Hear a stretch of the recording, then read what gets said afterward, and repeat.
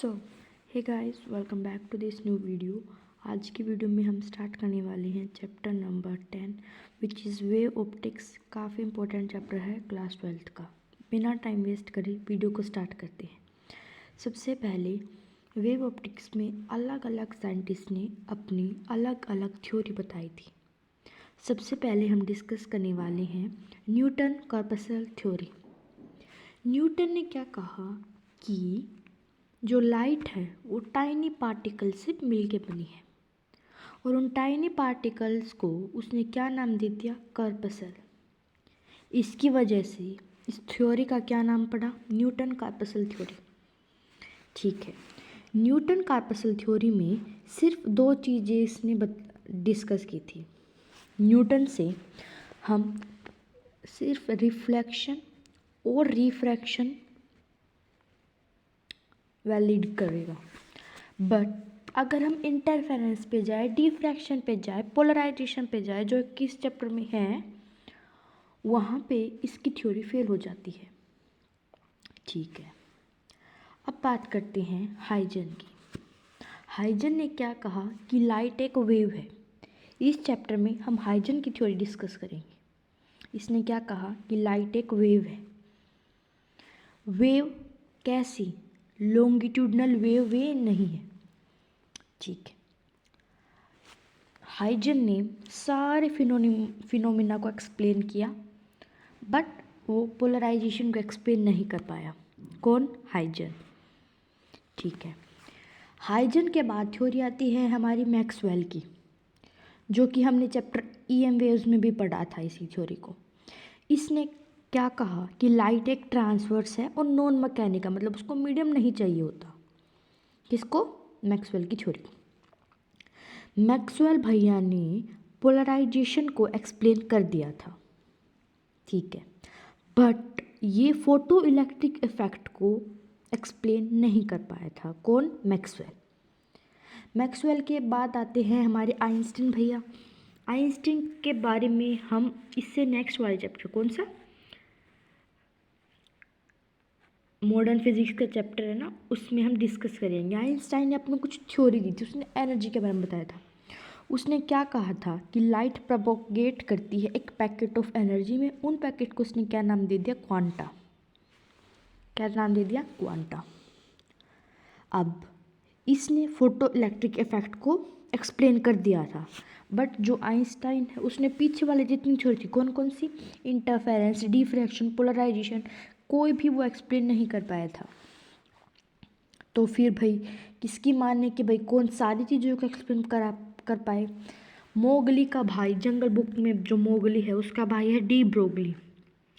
उसने क्या कहा था, दोनों बात की थी। क्या कहा था कि लाइट का एक पार्टिकल नेचर भी है, लाइट का वेव नेचर भी है। अब कौन से सिचुएशन, मतलब कौन सा शो करेगा, वो किस पे डिपेंड है, सिचुएशन पे डिपेंड है। डी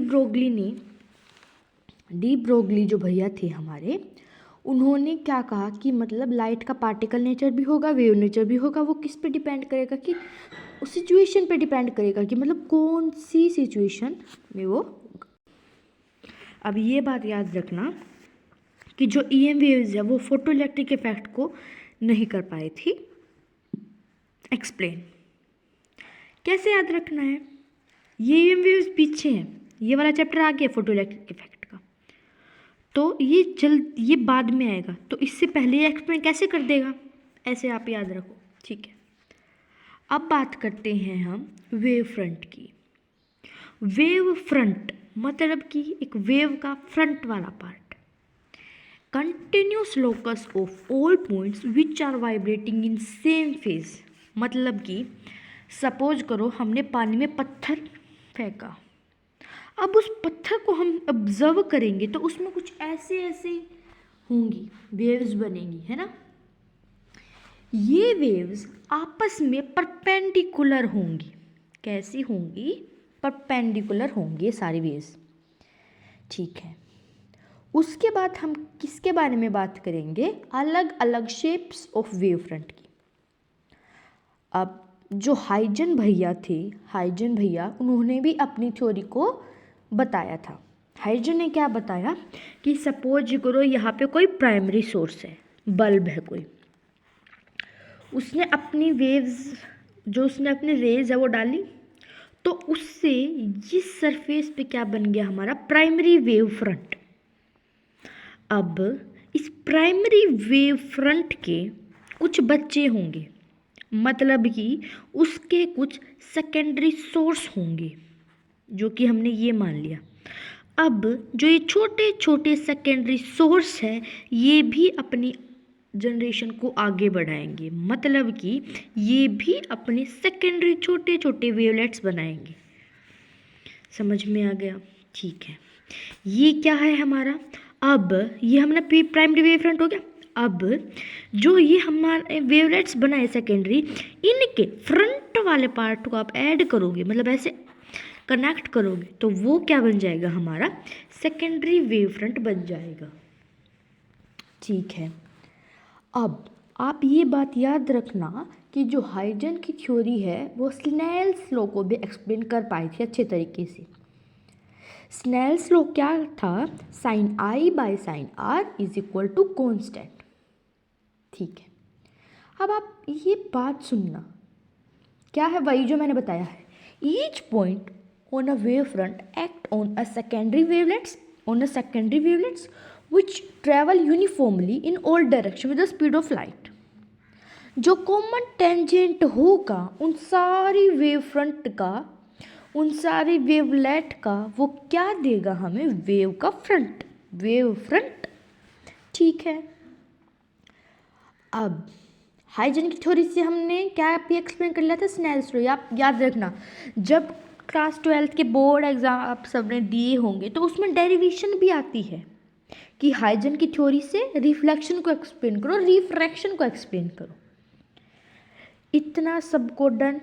ठीक है, अब हम शेप्स ऑफ वेव फ्रंट के बारे में भी बात करेंगे। सबसे पहले हम आते हैं पॉइंट सोर्स पे। पॉइंट सोर्स से सारे रेज निकलेंगी, इनसे परपेंडिकुलर सरफेस बनाना है, तो इसकी कैसी बनेंगी, स्फेरिकल वेव फ्रंट बनेगी। किसकी? पॉइंट सोर्स की। पॉइंट सोर्स के बाद अगर हम बात करें लाइन सोर्स की, लाइन सोर्स की, तो उसकी जो वेव फ्रंट है वो कैसी बनेगी, वो एक सिलेंड्रिकल की शेप में बनेगी, सिलेंड्रिकल बनेगी। अगर कोई सोर्स फार अवे है, मतलब कि वो इन्फिनिटी पे है, जैसे कि हमारा सन, उससे जो वेव फ्रंट बनेगी वो प्लेनर बनेंगी। कैसे बनेंगी? प्लेनर बनेंगी। ठीक है, अब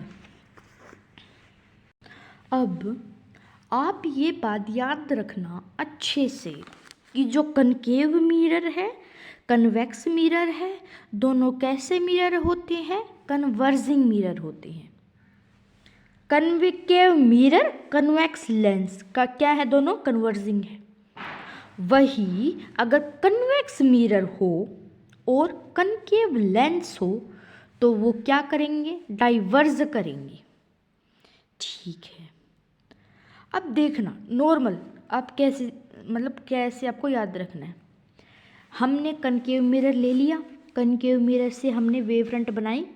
पहले तो ये कैसी थी, प्लेनर थी, बट हमने वेव फ्रंट बनाई, तो जैसे कनकेव मिरर की शेप वैसे इसकी वेव फ्रंट एक टाइप की क्या ही स्फेरिकल है, converging spherical. Convex lens, convex है, कन्वेक्स कैसे होता है, कन्वेक्स ऐसे होता है, तो इसकी ऐसे बनेगी इधर। याद रखो, आप ट्रिक बता रही हूँ मैं आपको ये। ठीक है, अब है कन्वेक्स मिरर। कन्वेक्स मिरर की तो ऐसे बनेगी इधर, कन्वेक्स मिरर इधर, कनकेव मिरर की तो ऐसे बन जाएगी आगे, कनकेव मिरर की इधर। कनकेव लेंस है वो कैसा था, कनकेव मिरर कैसे था, ऐसे था, तो कनकेव लेंस कैसे बनेगी, बिल्कुल सेम कनकेव जैसे। ये क्या होंगी, डाइवर्जिंग स्फेरिकल। अब अगर प्लेन मिरर हो, ग्लास स्लैब हो, या फिर हो क्या, प्रिज्म हो, सबकी प्लेनर वेव फ्रंट बनेंगी। यहाँ पे प्लेन मिरर था हमारा, रेज आई आपस में वापस चली जाएंगी, परपेंडिकुलर सरफेस बनाओ, कैसा बना, एक प्लेनर। ग्लास स्लैब लो, नॉर्मल जैसे कि हमने टीआई में किया था, जाएंगी फिर रेयर से डेंसर, फिर बेंड टुवर्ड द नॉर्मल, फिर अवे फ्रॉम द नॉर्मल, इनका perpendicular with the planar wave front. Same as prism rays आ जाएंगी, अब इनके परपेंडिकुलर बनाओगे तो आप प्लेनर वेव फ्रंट बनेगा। इतना समझ में आया? इतना समझ में आया सबको? ठीक है, अब स्टार्ट करते हैं हमारी जो मेन बात है। मेन बात क्या है हमारी? Superposition of waves. वेव्स के सुपरपोजिशन मतलब कि एक resultant displacement of any wave at any instant, वो किसका सम होगा? Vector addition of displacement due to all the individual waves.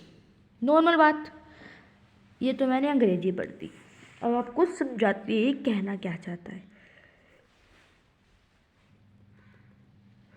Suppose करो कि हमारी कोई y1 एक वेव है, उसकी वैल्यू लिखो a1 sin kx minus omega T. अब हमारी y2 वेव है, उसकी वैल्यू है a2 sin kx minus omega t plus phi.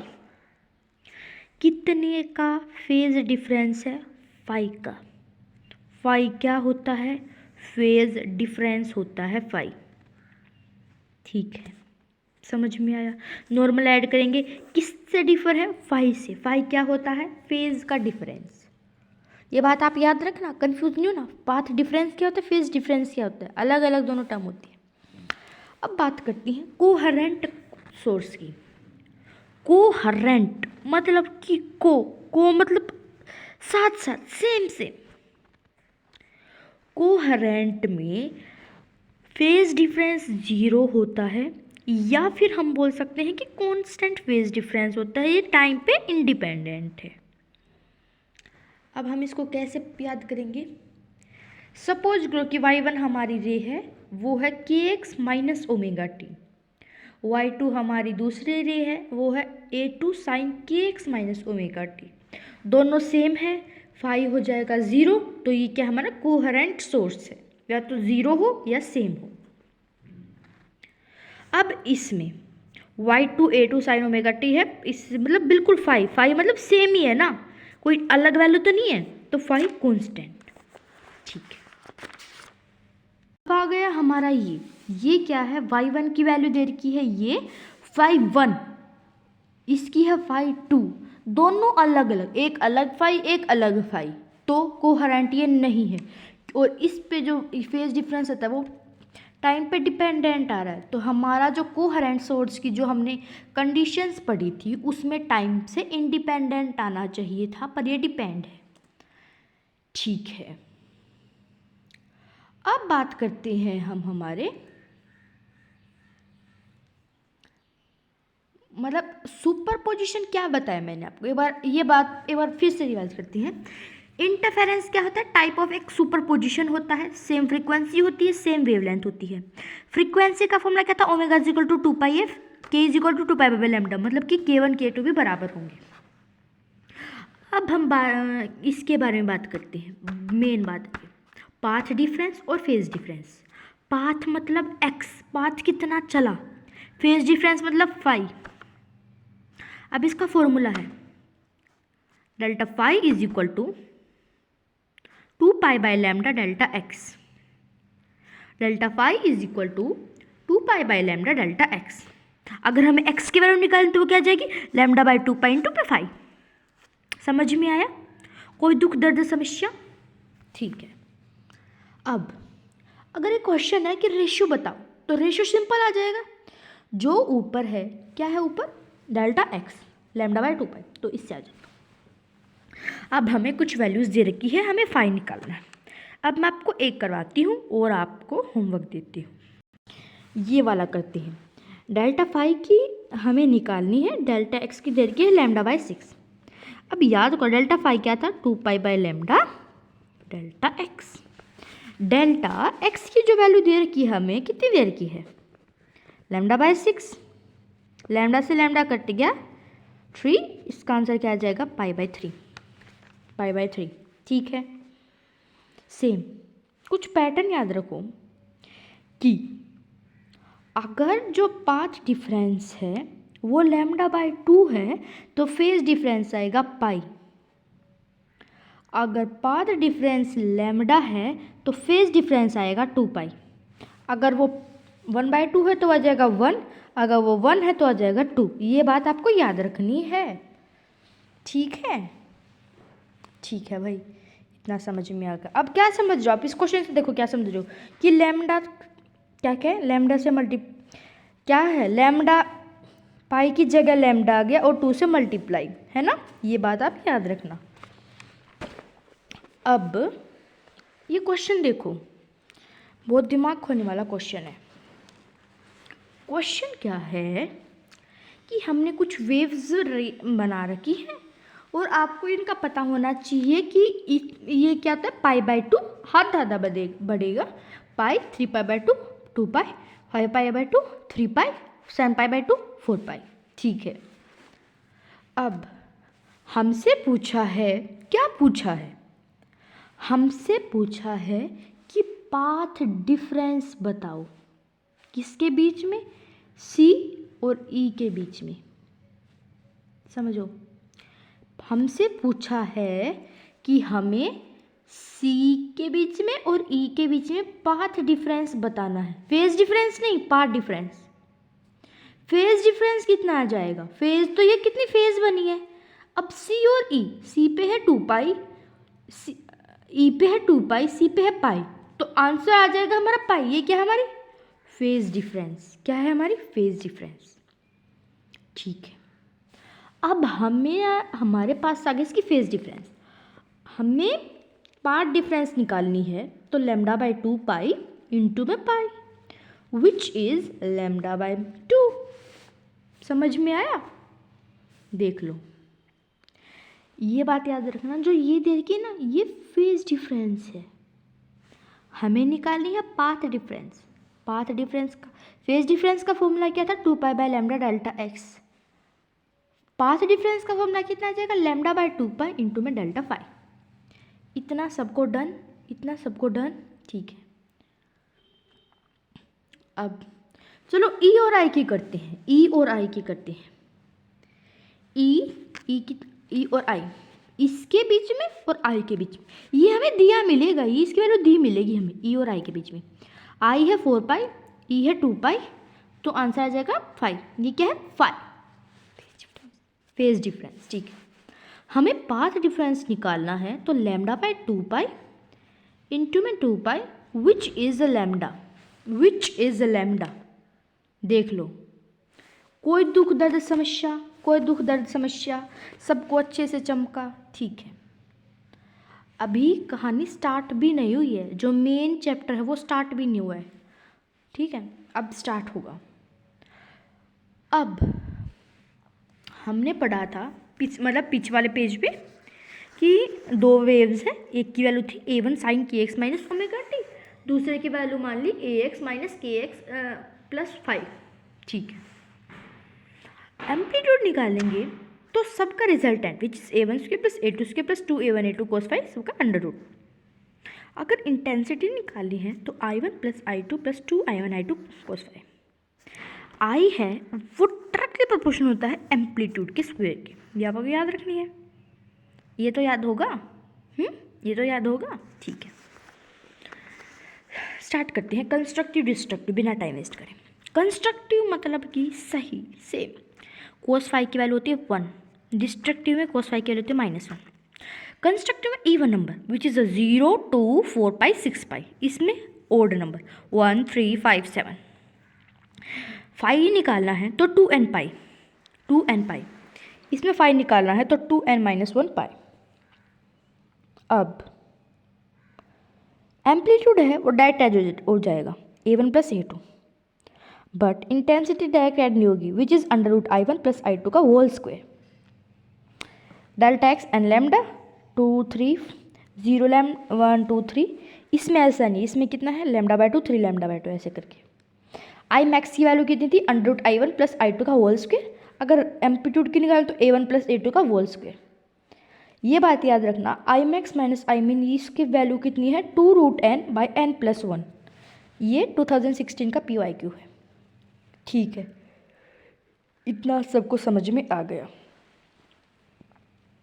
जो पार्ट डिफरेंस है ना 2n-1 λ/2, ये है n λ, इसे निकल जाएगा। ठीक है, अब क्वेश्चन करते हैं। क्वेश्चन क्या है? क्वेश्चन है बहुत इजी। क्या है? दो सोर्स से इंटेंसिटी की वैल्यू दे रखी है, द इंटेंसिटी एट पॉइंट। अब 5i इसका आंसर नहीं आएगा। इंटेंसिटी एट पॉइंट तो कंस्ट्रक्टिवली दे रखी है, तो √I1 + √I2 का होल स्क्वायर, तो ये आ जाएगा। √4 कितना होता है 2, 2 + 1 3, 3 का स्क्वायर 9, 9 I नो। समझ में आ गया इतना? अब ये क्वेश्चन देखो, इंटेंसिटी दो वेव्स की दे रखी है 9i और रिजल्टेंट इंटेंसिटी निकालनी है। जो फेज डिफरेंस है वो है पाई। फेज डिफरेंस पाई कब होता है? डिस्ट्रक्टिव में होता है। तो इसकी कैसे निकालेंगे? √I1 माइनस √I2 का होल स्क्वायर। तो इसका 3, 3 - 2, 3 - 1 2, 2 का स्क्वायर 4, 4 I नोट आंसर आ जाएगा इसका। समझ में आया? अब ये क्वेश्चन देखो, इसमें दे रखी है π/2। अब आप याद रखना कि अगर π/2 है तो उसमें ना ही कंस्ट्रक्टिव होगा ना ही डिस्ट्रक्टिव होगा। पाई में तो डिस्ट्रक्टिव होगा, बट π/2 में ना ही कंस्ट्रक्टिव होता है वो, ना ही डिस्ट्रक्टिव होता है। तो हमें कैसे निकालेंगे? सबसे पहले डिस्ट्रक्टिव की वैल्यू आ जाएगी हमारी 1 आ गई। ठीक है, अगर π/2 है तो इनको डायरेक्ट ऐड कर देंगे। अगर π/2 है तो इनको डायरेक्ट ऐड कर देंगे, 5i आ जाएगा। 5i माइनस इसका i विच इज़ 4i। ठीक है, मैं आपको एक फंडा बताती हूँ। इस क्वेश्चन में ना मैक्सिमम मिनिमा की वैल्यू ऑलरेडी दे रखी है। हमें निकालने के भाई हमें कौन सी इंटेंसिटी चाहिए कि इससे हमारा ये आ जाए। अगर आपने ये गलती से भी ये पढ़ लिया कि ये इनकी वैल्यू दे रखी है I1 की I2 की, तो भी हमारा आंसर सही आएगा। दर्शक बने फिल्टर, फिल्टर बने दर्शक। मतलब कि चाहे आपने गलत पढ़ लिया आपका आंसर सही आएगा। पर ये याद रखना कि ये मैक्सिमम मिनिमा की वैल्यू दे रखी है, हमें निकालनी है किससे ये आएगा, वो वैल्यू निकालनी है। अगर आप इनको I1 I2 लेके चलते हो तो भी हमारा आंसर सही आ जाएगा। अब बात करते हैं, अगर आइडेंटिकल सोर्सेज दे रखी है, मतलब कि उनका सेम एम्पलीट्यूड है, सेम फेज डिफरेंस फ्रीक्वेंसी है, तो जो I नोट है वो मैक्सिमम क्या होगा 4I नोट कोस स्क्वायर 5/2।